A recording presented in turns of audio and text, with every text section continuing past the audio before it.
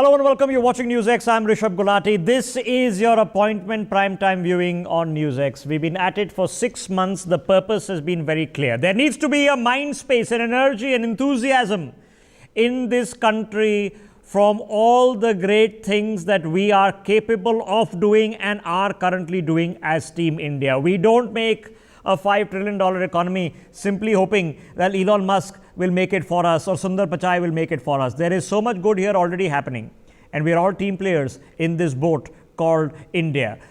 The purpose of the conversation, which began in the middle of a lockdown, which was hopeful of what would happen at the end, has then weaved its way through to when we were dreaming of a vaccine, to when a vaccine has come our way, when we were thinking of a budget, to a budget that has come our way. And now what happens? We have to make a pitch, a stand, and a noble one, that 2021 in the imagination of our children and grandchildren should be as big, if not a bigger year than 1991 was. Let's kick off this telecast. Joining us on the broadcast this evening, we have Tripti Somani. She is the founder of Wominovator and also the Chief Executive Officer of KGS Advisors. Vibha Tripathi, she is the CEO of Swajal. Hiren Duwad, he is the CEO of InDigital Technologies Limited. Dr. Jyoti Kapoor, she is founder and senior psychiatrist at Manasthali. And as always, Dr. Anurag Batra, Chairman and Editor-in-Chief of Business World, joining us on the broadcast. Dr. Batra, can you kick off this conversation for us? Thank you, Rishabh. We are doing this 12 days after the budget. The budget seems to have been digested by everyone, accepted by everyone, and we are looking forward to a year that is better than the last year, both from a vaccine being administered to everyone, and second, in some way, the corona numbers declining. So it seems like we are on way to being normal.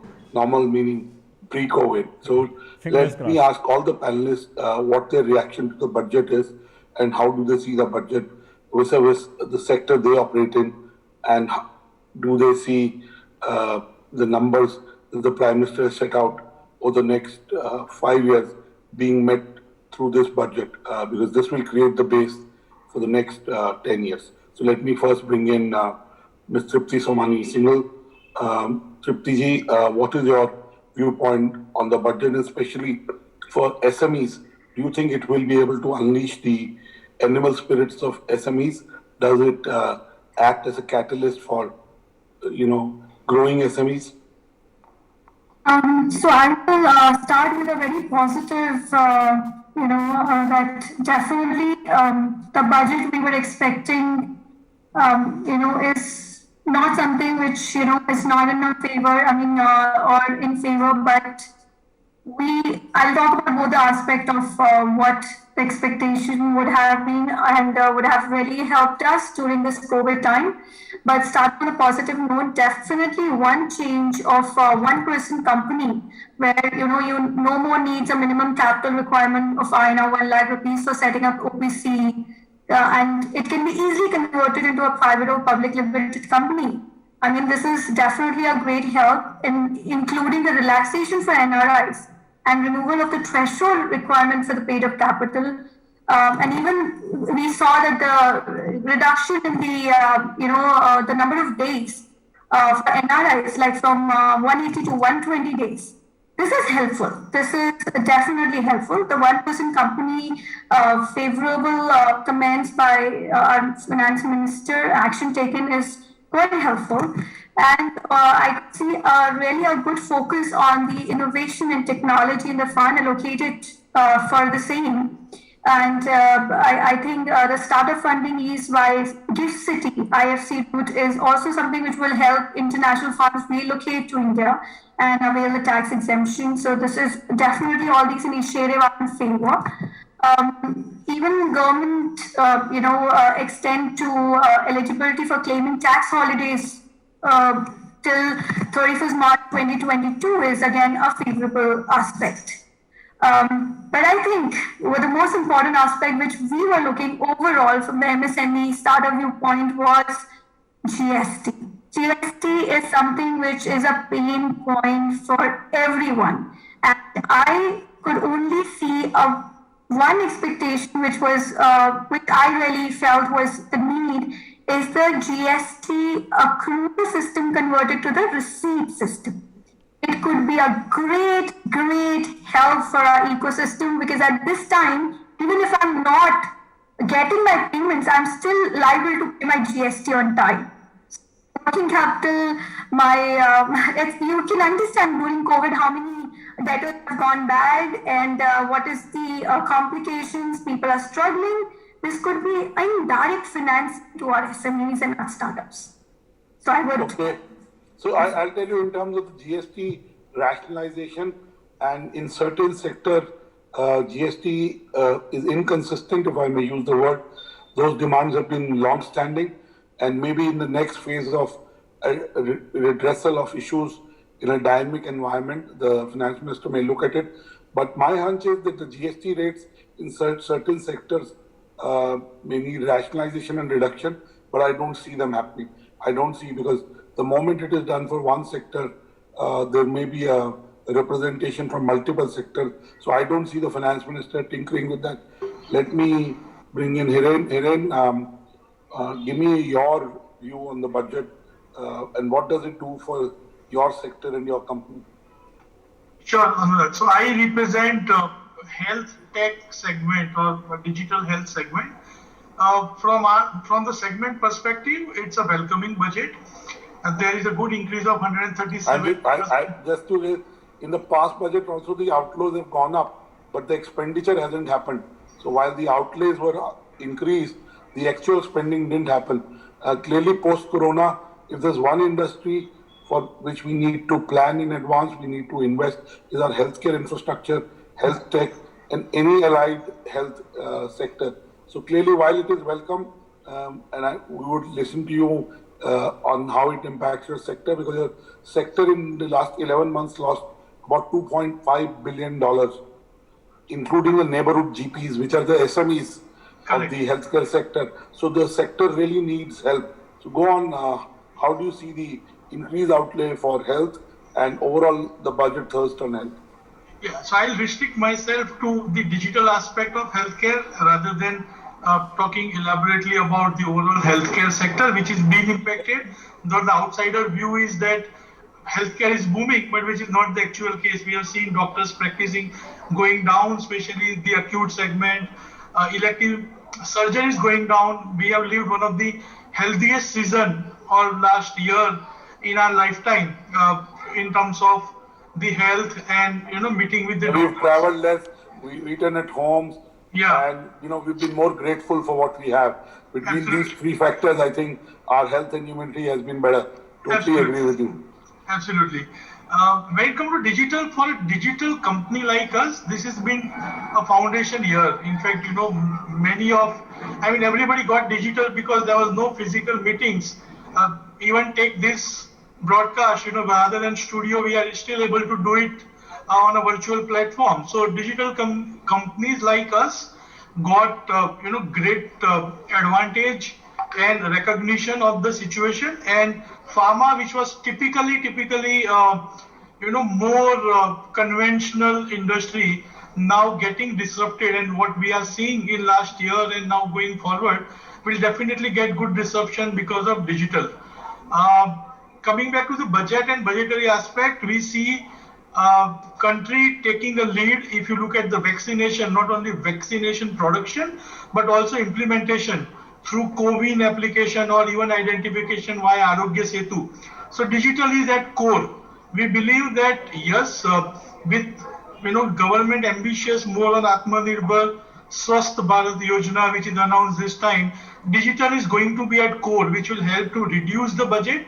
So though our spending of GDP is around 1.7% on a healthcare sector, which is for Western countries around 10% or plus, I think India also comes with a lot of opportunity, and I would not look with the same lens we look at the Western world. Their implementation of vaccine is not as good as what we are doing, and probably digital comes at play.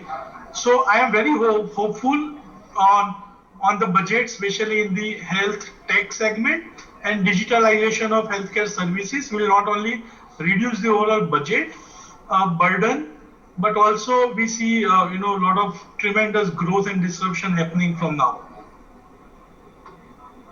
Okay. Clearly, I want to say this. Yesterday night was our first physical event in 11 months. Our communication conference was there, and we'd invited 110 people, and 108 of them turned up. So really, people are looking to go out, meet people, of course, with masks. Of course, when we were taking the photographs, the masks were away. But I want to say that we live in a hybrid economy. With everything we do, we'll have a combination of physical and virtual, because we may still want to go back to the human touch that we are used to face that we are used to. But for some aspects, we may still prefer digital because it is more efficient. I have no other way to use, and we've got used to that efficiency, so we don't want to let it go. But let me bring in Vibha at this point. Vibha, how do you see the budget from a sustainability standpoint? Again, there was a talk of ESG investing in the budget, right? So do you see the ESG space becoming very big and really in some way the guiding light for investments? So what I see, let me say what I found interesting. So I always follow three things in budget, and which is startups. What the budget has in store for startups? What does budget has in store for MSMEs? And my own segment, which is normally drinking water segment. So is there something in store for us in drinking water and health segment? So, I think the one announcement which they made was that they have put 15,700 crores under for basically it's a kind of a guarantee scheme. So initially, I think till last year they had 7,500 crores in that scheme. So that scheme does benefit quite a few MSMEs. So increasing of allocation in that particular segment definitely is useful. In fact, I think that it should be even more. And the government, I think it should also encourage the bankers to use it in a lot more proactive fashion, because that doesn't happen very often. Because this particular scheme is only run through very few government banks, and somehow the private banks discourage the users from using this particular type of schemes. But this scheme is great, and it definitely helps many MSMEs and startups. They have also reduced margin money in the project to 15% rather than 25% in case of women and CST. So again, as a woman, for me, it's a nice welcome thing, because that also helped me because I'm continuously putting up projects, etc., to the bankers, and of course with limited success, but definitely, we have had some very big support from government schemes in past as well. So in drinking water and sanitation segment, government announced again a very large budget. But what we have noticed in the past is that even if the budget can be in a few lakh crores, the announcements, but actual spending is always much lesser. And the other pains, of course, this GST, etc., they continue to hound us as well. And it has been a crazy year. I know. Overall. I think GST is may need a reset. And again, GST collections in November, December, and Jan have been record. All the 3 months have recorded the highest collections in any October, November, December in the past. So clearly, in certain sectors of the economy is coming back. But there are lacunas that need to be bridged. And let me bring in Jyoti in this point. Jyoti, well-being, mental well-being has become top of mind in the last 11 months. Were you happy with the budget in terms of the budget addressing the mental well-being space? And what is your overall reaction to the budget? Thanks, Daya, but frankly speaking, the budget doesn't really talk about mental health. And, it does sound like a health budget with 137% hike in, allocation of funds. But actually, if we look at the stats, it looks like that it's barely 9% hike, or it's been said that it is 10% less than expected for the healthcare sector. Now, if I talk about healthcare sector in general, the problem that India has faced largely is because of one infrastructure at an infrastructure level. So, public health infrastructure has been poor. I mean, there is variability. There are huge differences of availability of services across the country. Wherever there are structures standing called the primary healthcare centers, there are structures standing there, but we really don't see much happening in those places because of lack of qualified staff or, for that matter, infrastructural support. The private health sector particularly has not really been mentioned in the budget section. I mean, I'm not a finance person, but I did go through, try to understand, and I do work in private sector. So therefore, that seems to be a sore point here, which needs to be focused on. Particularly if we talk about the mental health care sector, well, you mentioned, somebody else, I think Hiren also mentioned, the allocation of funds is one thing and then expenditure is another thing. Now, if we look at the mental health care allocation, it has been like 0.03% of the health budget itself, which again is like 1.9% previously, and now it's, I guess, about 2.5 to 3% that I was reading. Of the 0.03%, which I was reading and putting down the numbers, I believe only a minuscule has been actually spent in 2019-20, which was like 50 million, which is bare minimum. So why are we not able to spend, even if we do have the budget? Where the planning is lacking, the execution is lacking, those are the main fields. So after the budget, it's not just the budget, its execution becomes very, very important in mental health care. The fine print and execution are important. And to all our panelists and our viewers, and Rishabh knows that you have to look at the budget in the context of interventions from the Ministry of Finance and RBI throughout the last 10.5 months. So it was not like, they were active.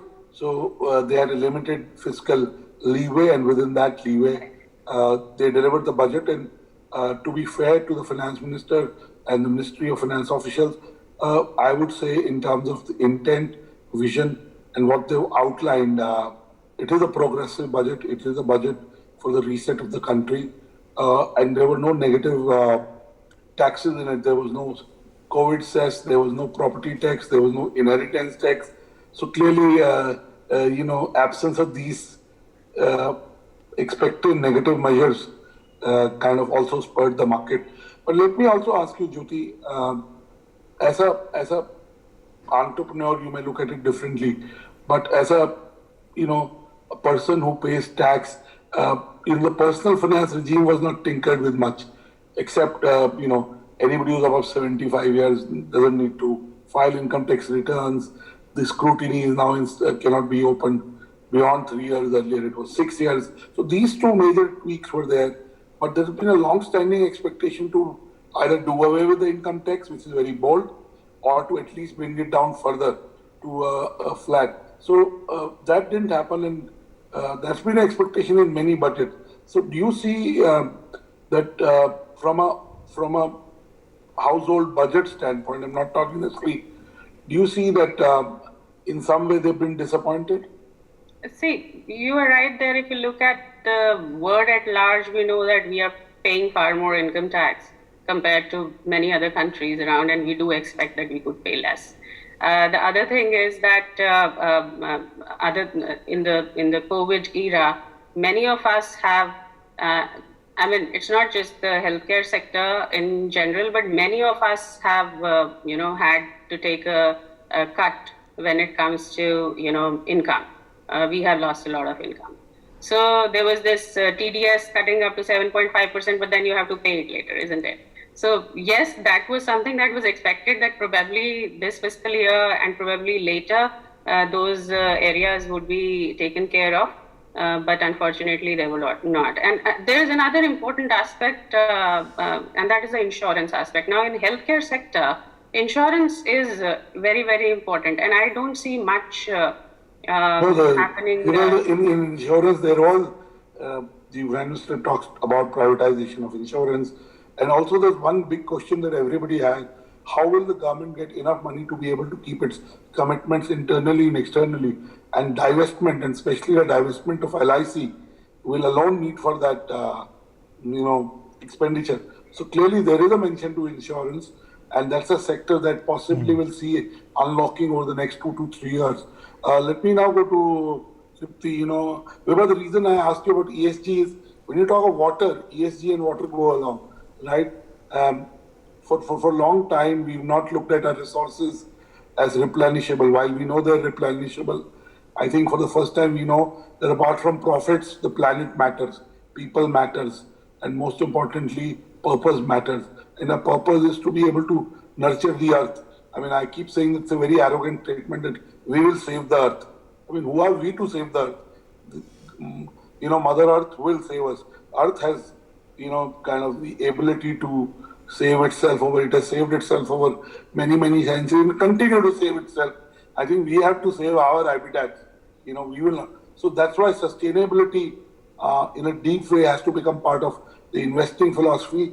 Looking at the companies, we at BW Business World in 2020 ranked India's top 500 companies on their sustainability practices, and we'll make it an annual, detailed exercise. It's not just a ranking, but there's a very detailed analysis of each company. So that's why I asked you the question on sustainability. So do you see sustainability investing growing, ESG becoming a fundamental criteria before you invest in a company? No,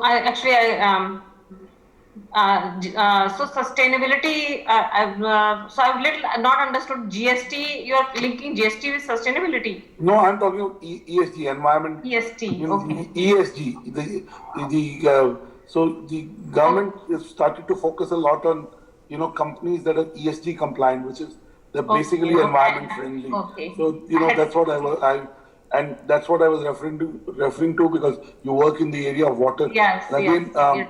And again, water. We've done a lot of work in terms of groundwater, but we still need to do a lot of work in terms of how we use water in our irrigation. We need to use smarter technology to be able to use water efficiently because the farming sector is a big usage of it. Then is the industrial sector.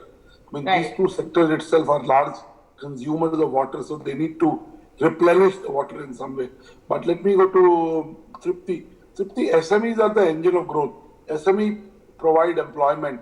Now, one question that everyone must answer in this panel is, does this budget create demand in your view? And when you talk of demand only happens when you create jobs. So does the budget create demand and jobs? Let me ask you first, then go to Jyoti, and then Hiren and Vibha. Tripti, does this budget create jobs? So, Anuragji, I'll just say that MSME, now, because of COVID, we have understood a very relevant point is resources.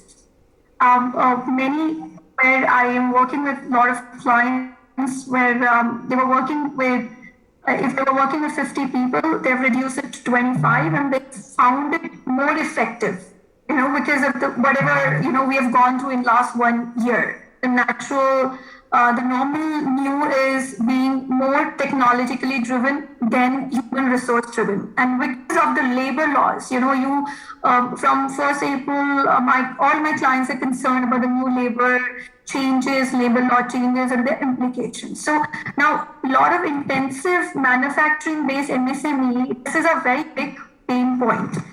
But I would say that compliance budget on employer, their fee will be reduced through single registration and licensing.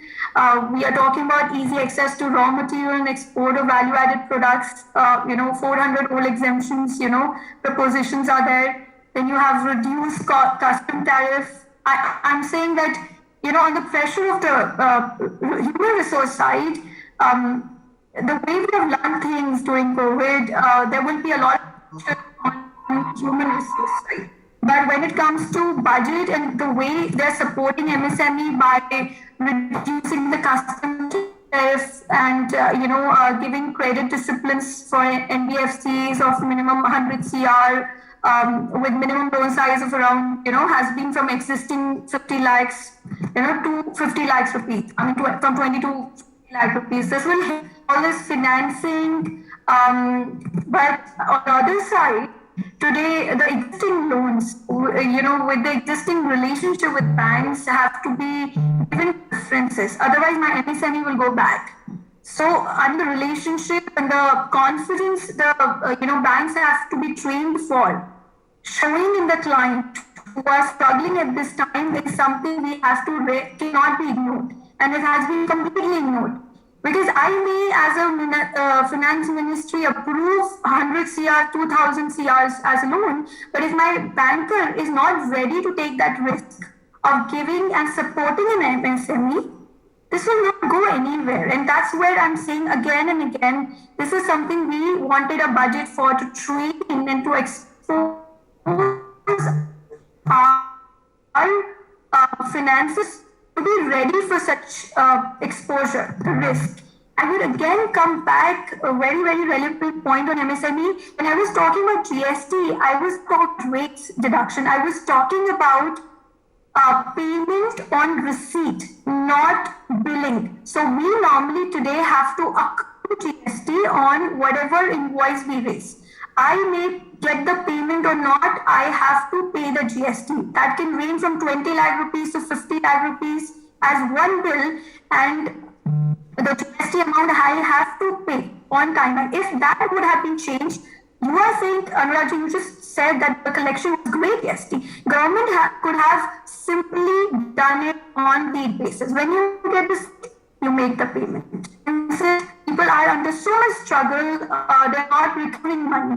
So at least that working capital requirement could have been arranged. I was not supposed to go to a bank for this because I have to pay GST on the bill I have not recovered. This is very, very important. Very, very important. I agree with you. In the construct, I agree with you. But, the government's thinking possibly is once, you kind of tone down one thing, then there is, you open the door for toning down other things. I think that's the thinking, and, that once the door is slightly open, it may be completely, we need to open it completely. That may be good. Loan आने चाहिए, support चाहिए upfront MSMEs. I'm being an entrepreneur. I totally kind of empathize with what you are saying. Yes. I think it makes sense, and I've said similar things in the past. But I'm just giving you the government's point of view. And I don't represent the government. And a part of it, Anurag, of course, is government getting out of the way. Tripti ji, can you tell us about what you guys do at KGS Advisors? Surely, we are a chartered accountancy firm which is majorly into financial advisory. We try to help MSMEs in also availing government scheme. We have noticed that government has wonderful MSME scheme, from reimbursement on patent to ISO certification to different schemes, ZEC and all, but our MSMEs are not aware. So from helping government scheme to reach out to them, getting them that support, not only from MSME ministry to other, our KGS Advisor focus is to help MSME get what is there. Okay, so I'm assuming if there are people who are running MSMEs out there, that they can find you online, ma'am. You have a website? Yes, we have KGS Advisors. Okay, and maybe they don't know what government schemes that they can avail, which they're currently not availing from, whether it be incentives or subventions or whatnot. Tell us a bit about Womennovator, ma'am. What is this all about?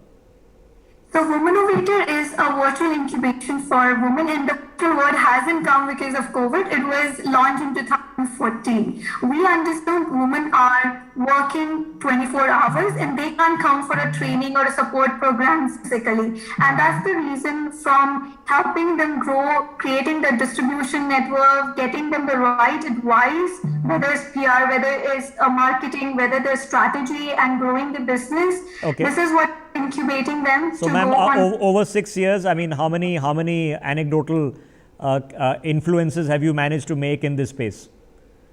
So we have more than 200 influencers in 100 cities and 90 segments with 1,000 jury members, and we have incubated almost, we have 100 faces. We created Asia Books of Record, and this year we are launching 1,000 faces of Asia with Fantastic. 60 incubated women. Okay, and I'm sure both Anurag ji and I would be more than happy to profile some of these faces that are coming through your platform. Let me quickly then take the opportunity of getting Vibha ji back into this conversation. Vibha ji, obviously you mentioned in passing you're obviously in the water space. Swajal, tell us a bit about your journey, ma'am.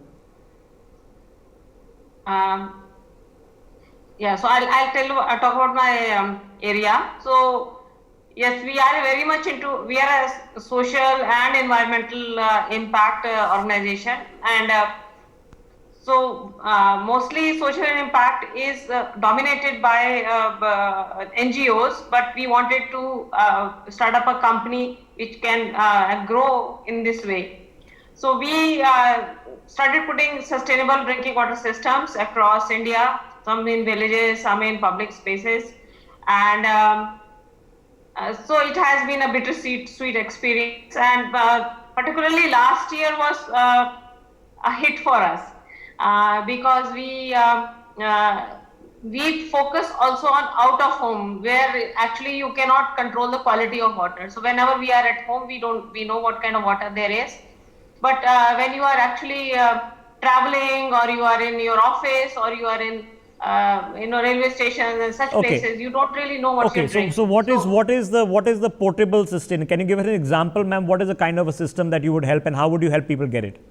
So what we had noticed at the time when we entered this segment is that most of the people, they will reach out for a plastic bottle, and the people who are rich enough and people who are not rich enough basically just suffered by taking anything. So you would find, especially in places like airport, even if there is a drinking water station or something, people normally will not use it. They will go and buy that 20 rupees. Correct. So we wanted to make it a very such a system that people will come and they get assured clean drinking water. Okay. From those systems. So you want a system where they can actually see the quality of water, they can actually taste it and read about it right there. So are there examples, ma'am? Where all have you managed to put up these systems?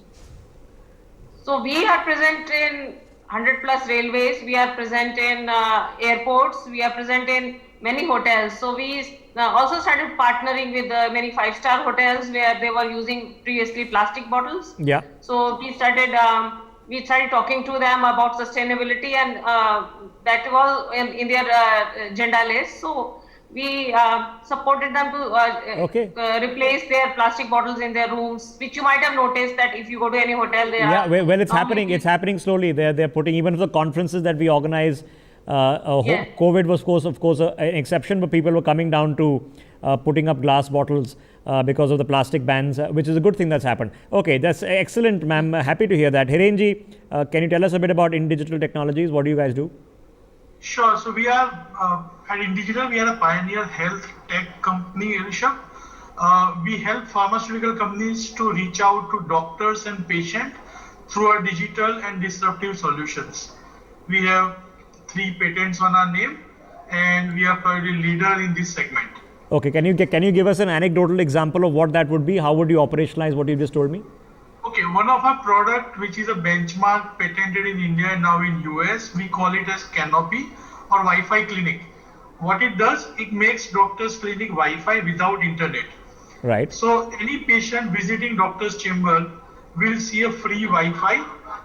Patient connects to that free Wi-Fi and see patient education material on their phone supported by a pharma company. I see. If they like, they can download and take home.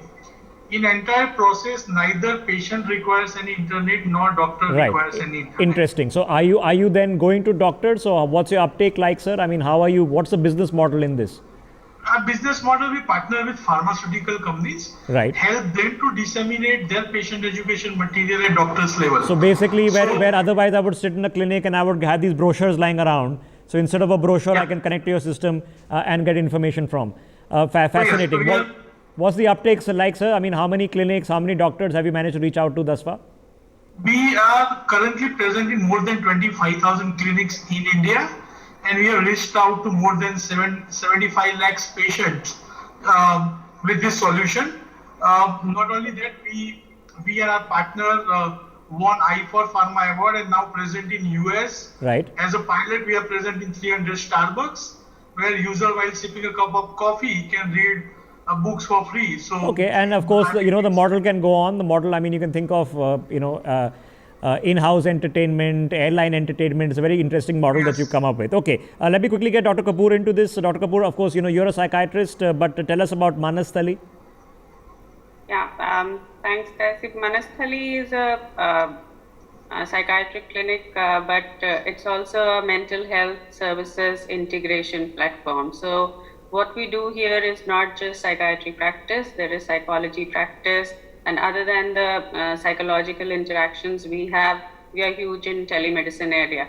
And Right. we have been doing it even before COVID thing. Unfortunately, we didn't have very clear telemedicine guidelines, so the process wasn't happening at that extent. But now, since the telemedicine guidelines are out, we are practicing telepsychiatry and telepsychology on a very large basis. So on a regular basis, daily basis, we are approaching people. Other than that, Manasthali also indulges in various workshops and Right. handing out educational material. So does one book private?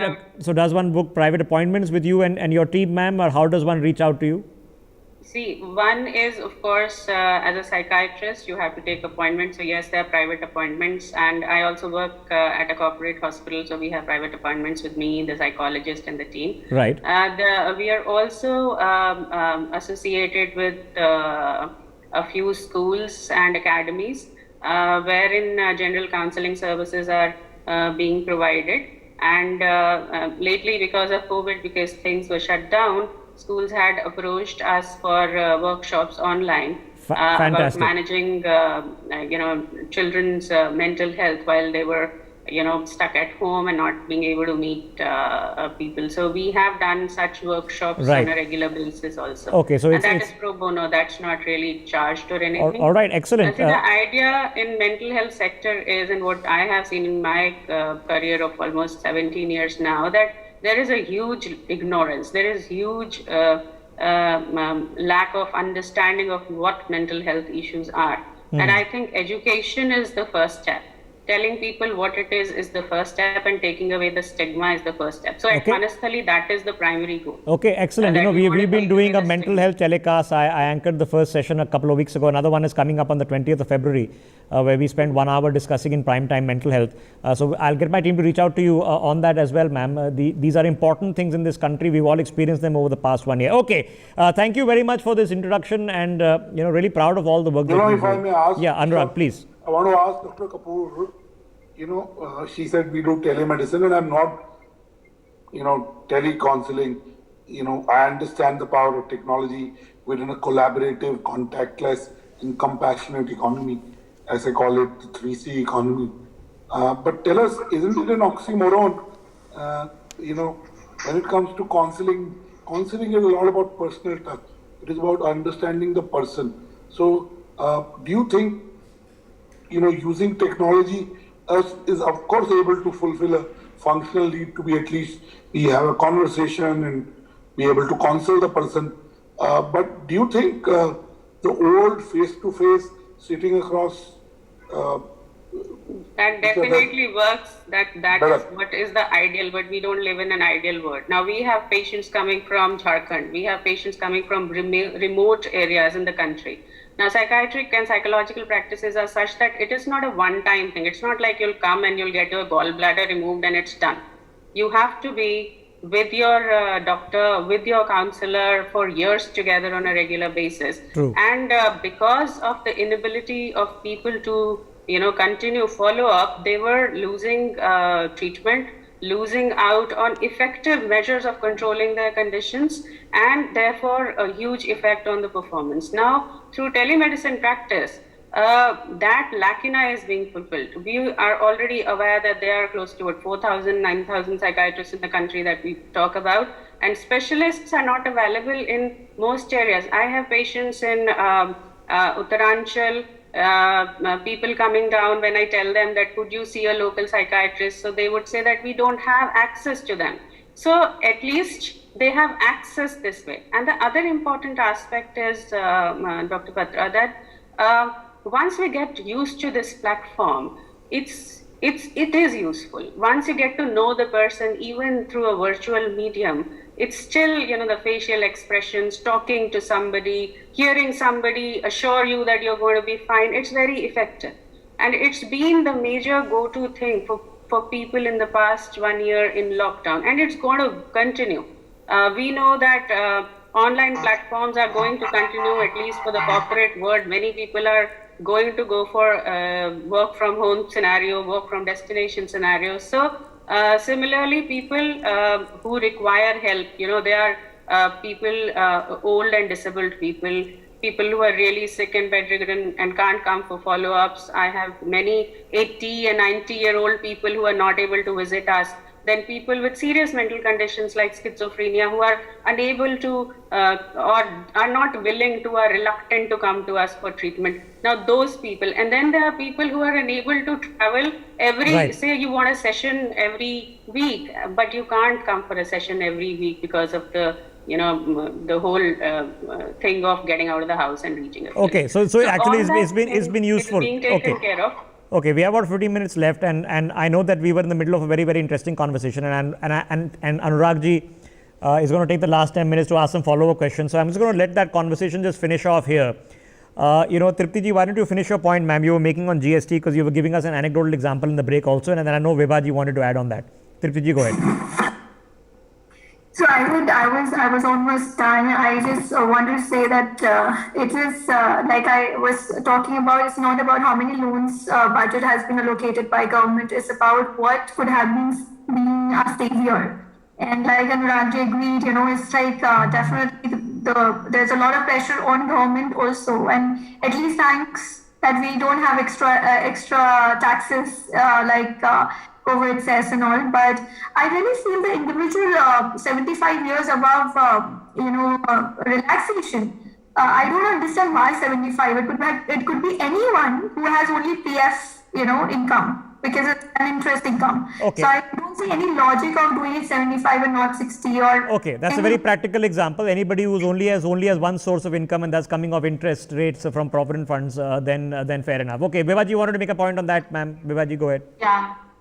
I'm just saying that in GST and any of these things, the government gets the information about both the sides. The person who has to pay up, and so when we raise the invoice, they have a data for the other side. But over these so many years, I have always expected that the government should also push the people who have to pay off. Many of them are governments, many of them are PSUs, many of them are large corporates for whom we work, but many times, whereas government does have a data when we have put a GST paid bill, so government can pull the other side up, but somehow, and Okay. I think it's a very easy to do now in electronics media and with the data there. It is But somehow easier that to do, particular and segment has algorithms been are being missing. applied, but a lot of this is being taken out of the budget, goes to the GST Council. Hiren ji, since we are on point here, a lot of this is now taken up by the GST Council. So the budget is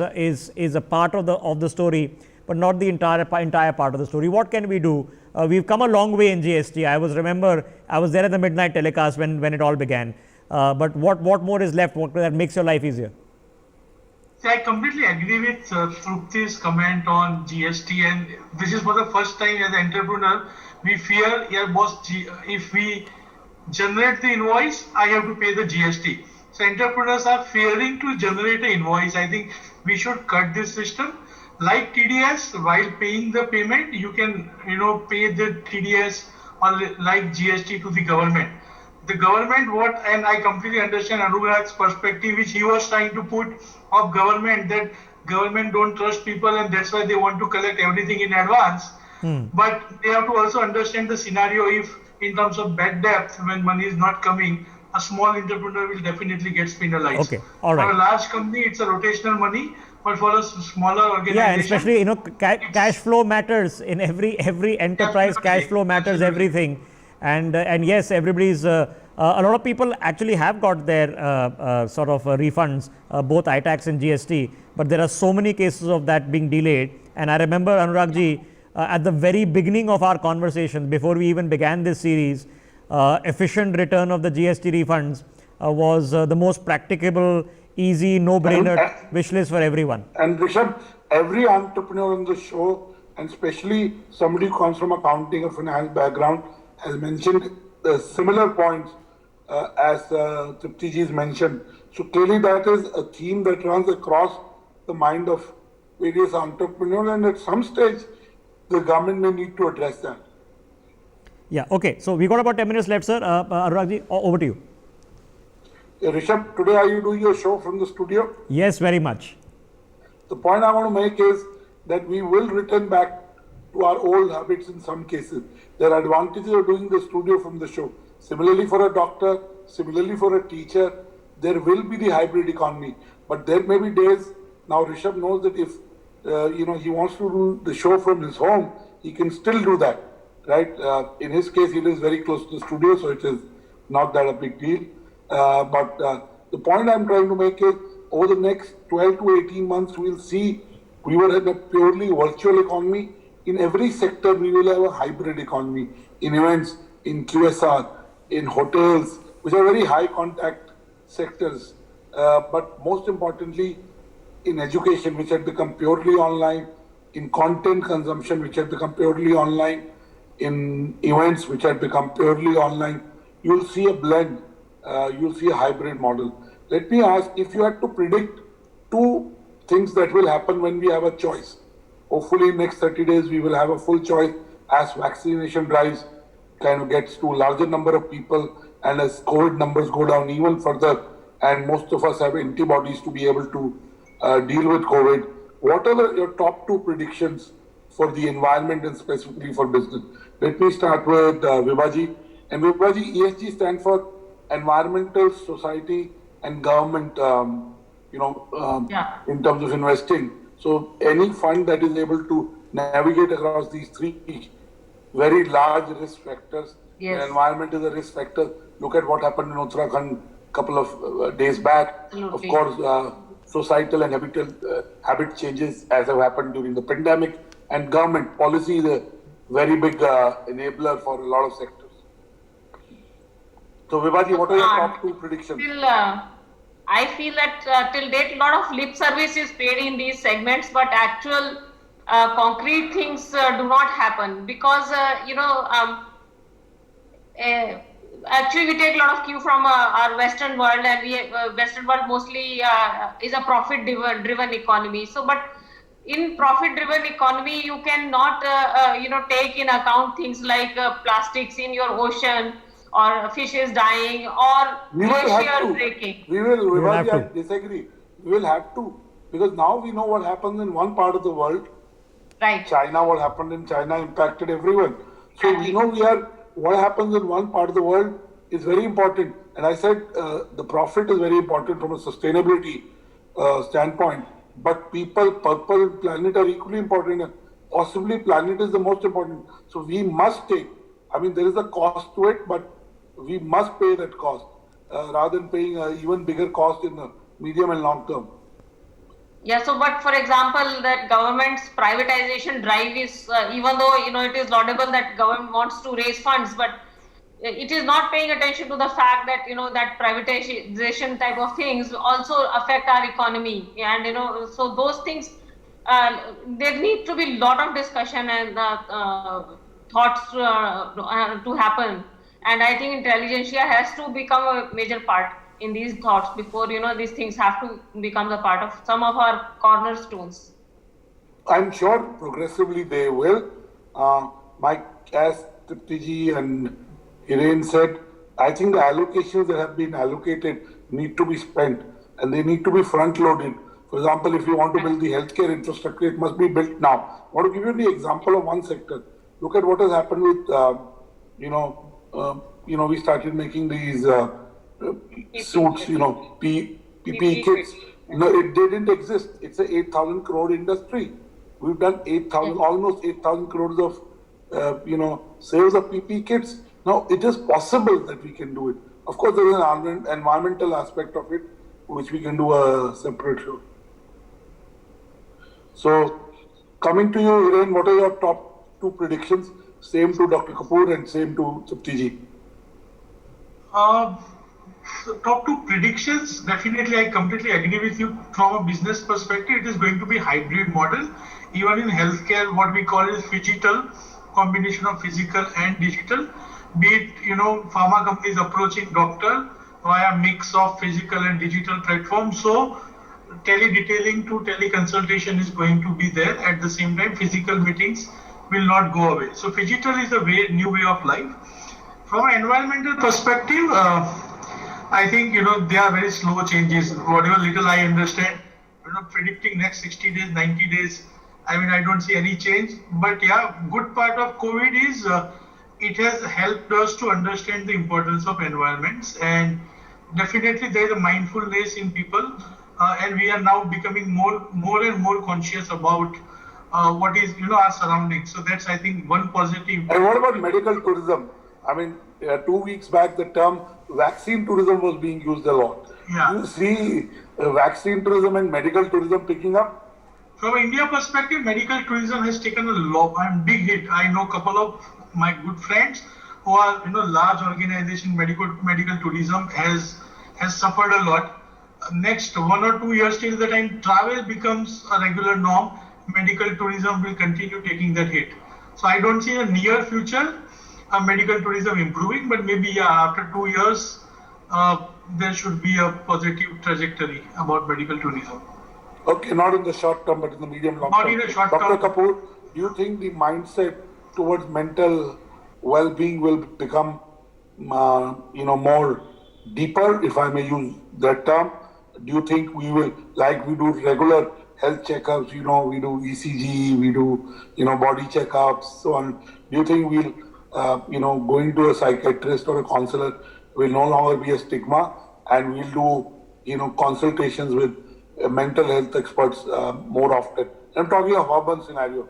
As you rightly said, in semi-urban and rural areas, there is a paucity of mental health professionals. So clearly, any platform, every platform is welcome that helps in creating that awareness. So give us a sense of, do you see the attitude toward mental health has changed for a positive forever in pandemic? I agree with you. One thing, pre-COVID word and post-COVID word are going to be 2 different words. We are not going back to the pre-COVID word. And during the COVID season, we have realized the importance of mental health, and more, because we have seen a lot of anxiety, obsession, and increase of those maladies happening, and people then approaching doctors for this.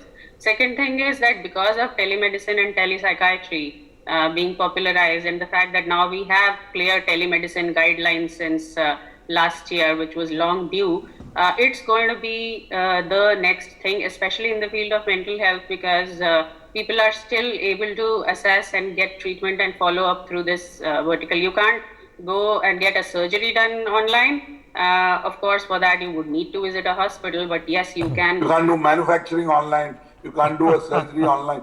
Though there is guided telemedicine, there is guided surgery, the telesurgery. Yeah, coming up. Robotics technology. But for that also, the person does need to visit a place, a center physically. But what is most important is that we cannot do away with social interaction.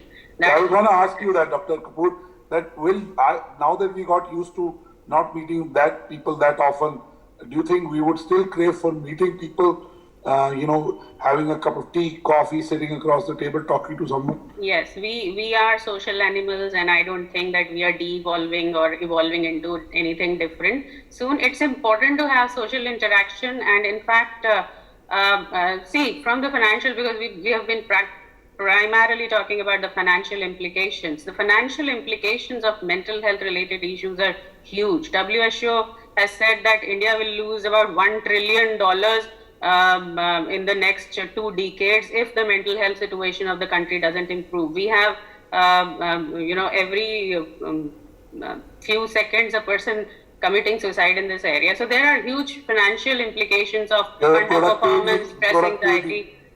And the online, platform for work from home culture has actually put a lot of stress on many people.